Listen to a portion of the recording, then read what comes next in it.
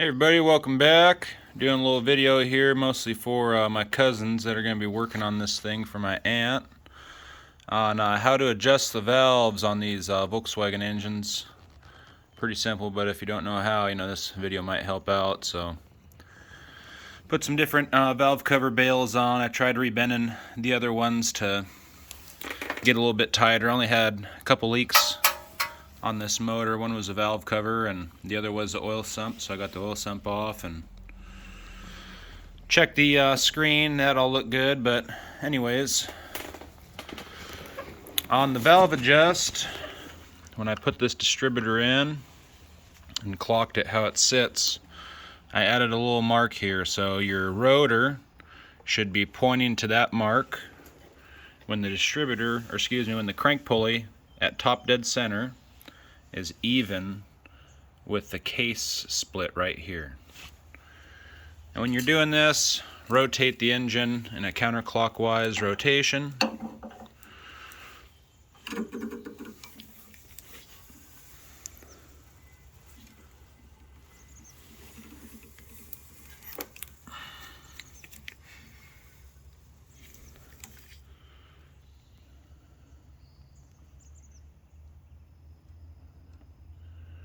Right there's top dead center.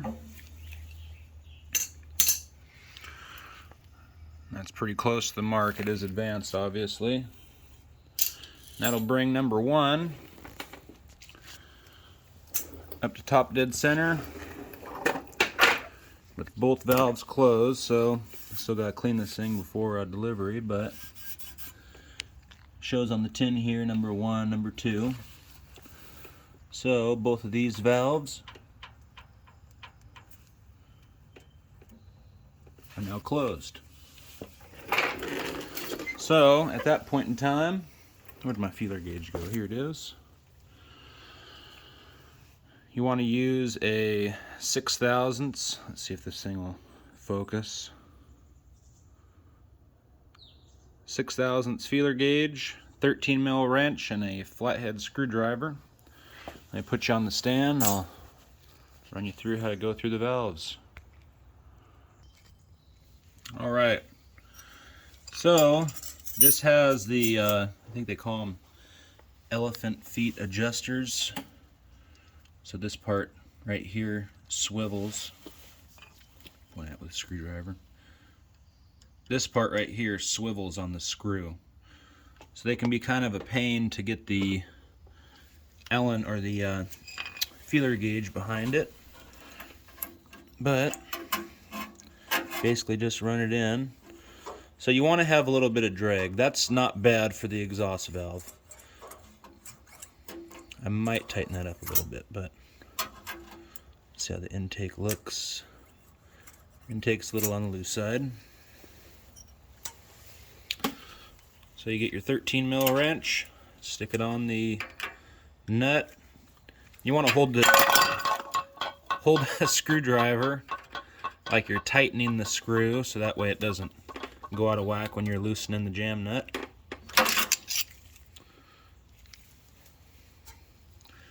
And I just loosen these nuts up a little bit so that way it still has tension to where I can adjust the screw to get it really fine-tuned. So I basically just adjust that till there's a slight drag.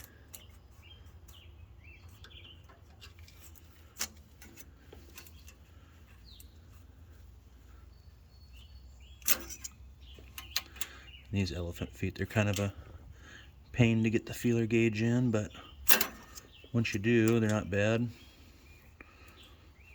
This thing's just being a pain in the ass. There we go. So that has just a slight drag, which is good.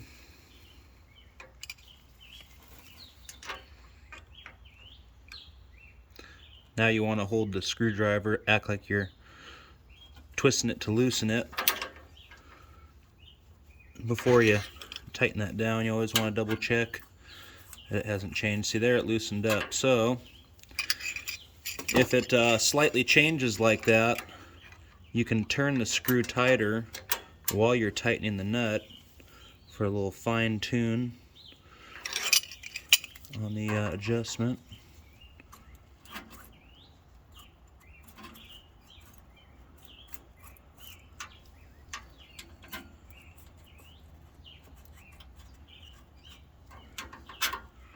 Liking the feel of that.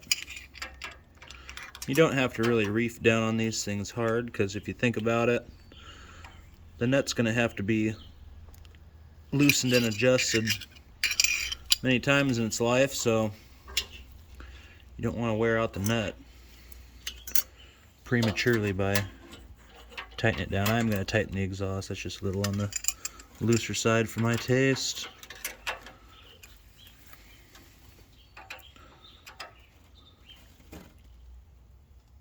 Man, I had those suckers tight.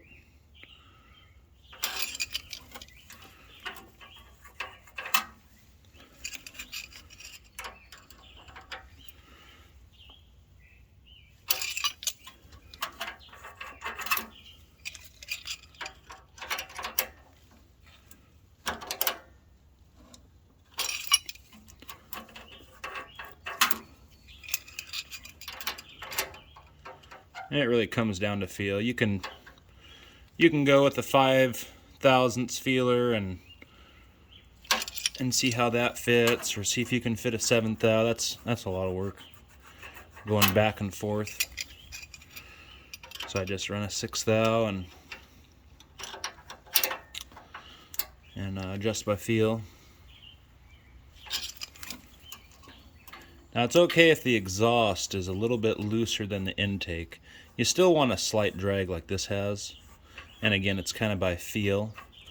But the exhaust valves work a little bit harder on these air-cooled Volkswagens, just because it's air-cooled. They get fairly hot, you know, so they're a little bit more taxed than a water-cooled rig. All right, now to move to cylinder number 2, I think you can technically do cylinder 1 and cylinder 3 at the same time.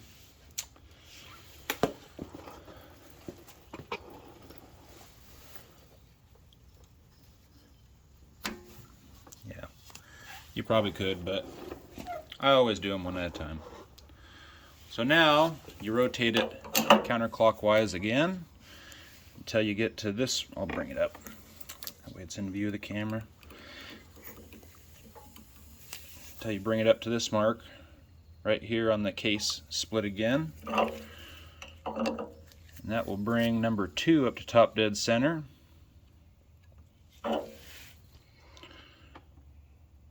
There's that, even with the case split.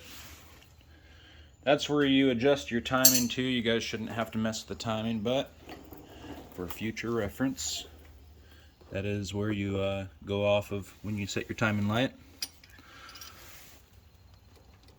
So now number 2 is loose. The intake feels tighter than the exhaust for sure. Let's see if I can get you in a little bit closer here so you can see. You can see how this part right here pretty much stays in contact with the valve, and I can move the rocker arm. And that doesn't necessarily stay in contact while it's running, that's always moving, but right now I do have some movement in there. And that's why it can be a pain in the ass to get the feeler gauge in there.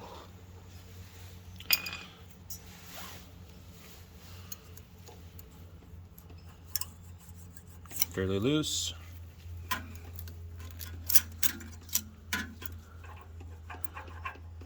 That one's fairly loose. And let's just see what fits in there while we're recording.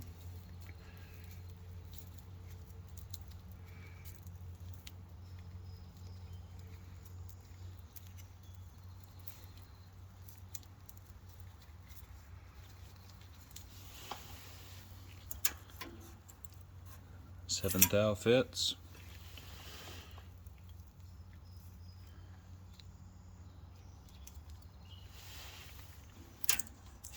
8th thou fits. So So yeah, they were on the loose side for sure. But the motor was being broken in, so I adjusted the valves after I broke in the cam, and a 9 thou won't fit. So they were a couple thousandths loose. Yeah, so I broke in the cam on the test stand, and then I put the engine in the bug. I adjusted the valves, and then put 450 miles on it. Broke it in nice and hard. So stuff is bound to settle in, but that's not bad. It's better for them to be loose than too tight, that's for sure.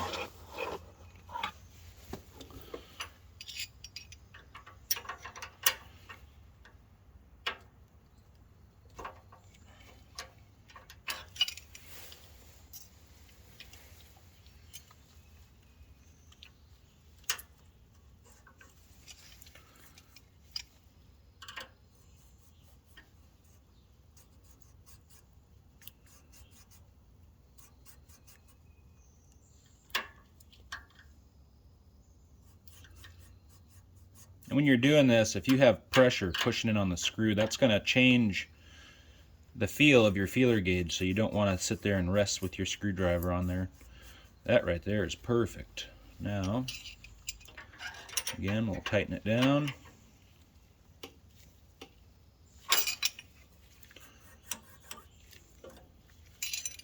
You just want to have that slight drag.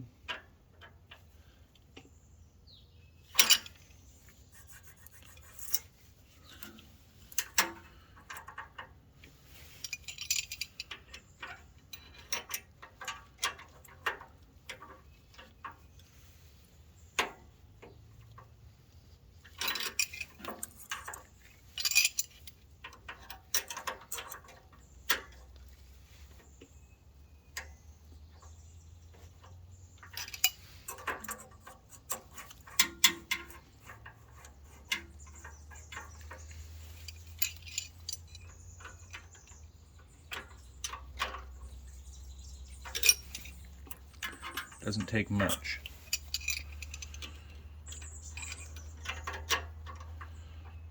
And this is recommended to at least check the valves every oil change.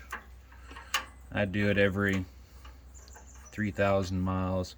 Depending on how many miles you guys put on this car, you know, at least once a year. I don't know how many miles you guys have been putting on it, but if you don't put at least 3,000 miles on it a year, check them every year. I usually, if a car is sitting, I'll fire it up. If the valves are loose, you can hear it, but I'll get the engine up to temperature and then let it cool down, do an oil change, check and adjust the valves as needed, and then drive it. They really shouldn't go out of adjustment, really. They will a little bit, but the other valve cover bales I had on here, man, they were just, it was easy to push up by hand. You shouldn't have to push them up by hand. You should take a little force to get them up onto the valve cover. So I had to find a different set. I tried rebending them and I was having no luck doing that. So I said, heck with it. Found a different set, stripped them down, painted them. They're a hell of a lot tighter. So there's that. How this sits, you basically want to make sure that this lip is sitting on the outside of the head. And you can kind of just put it on there and slide it up. Make sure it's on. The valve cover bale goes up. Right in a position like that. Then take it off. Put the screwdriver in here. Pop her down.